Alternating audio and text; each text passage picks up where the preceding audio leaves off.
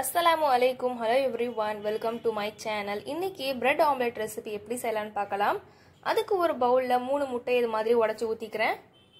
அது கூடவே சின்ன சின்னதா கட் பண்ண வெங்காயம், சின்ன சின்னதா கட் பண்ண கேப்சிகம், ஒரு பச்சை மிளகாவை அதையும் சின்ன சின்னதா கட் பண்ணி வச்சிருக்கேன், அதையும் சேர்த்துறேன். ஒரு சின்ன சைஸ் தக்காளியும் இது மாதிரி கட் பண்ணி வச்சிருக்கேன், அதையும் சேர்த்துறேன். அதுக்கு அப்புறமா ஒரு 1/2 டீஸ்பூன் உப்பு, 1/2 டீஸ்பூன் மிளகாய் தூள், 1/4 teaspoon chaat masala, 1/4 teaspoon மஞ்சத்தூள், 1/4 teaspoon மிளகுத்தூள் சேர்த்துட்டு நல்லா கலந்துக்கலாம்.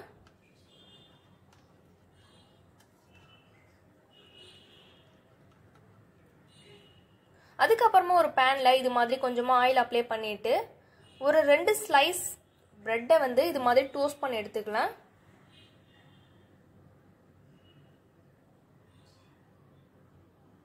இது மாதிரி டோஸ்ட் ஆயிட்டதுக்கு அப்புறமா திருப்பி போட்டுறலாம்.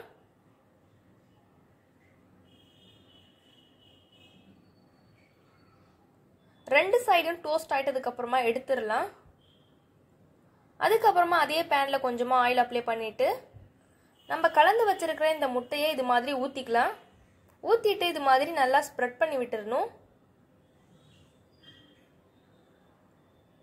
அதுக்கு அப்புறமா நம்ம டோஸ்ட் பண்ணி வச்சிருக்கிற பிரெட்டை இது மாதிரி முட்டையில டிப் பண்ணிட்டு வச்சிரலாம்.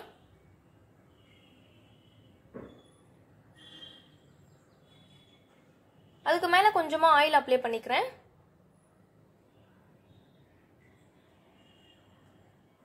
அதுக்கு மேல கொஞ்சமா சாட் மசாலாவையும் தூவி விட்டுக்கிறேன்.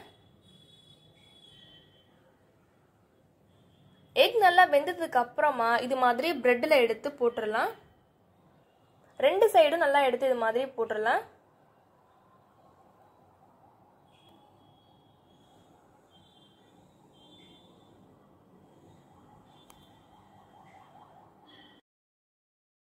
அதுக்கப்புறமா ஒரு பிரெட்டை இன்னொரு பிரெட் மேல இது மாதிரி திருப்பி போட்டுக்கலாம். திருப்பி போட்டு கொஞ்சம் நல்லா வேகட்டும். இது மாதிரி ஒரு சைடு வெந்ததுக்கு அப்புறமா திருப்பி போட்டுடலாம் இன்னொரு சைடு வேகறதுக்கு.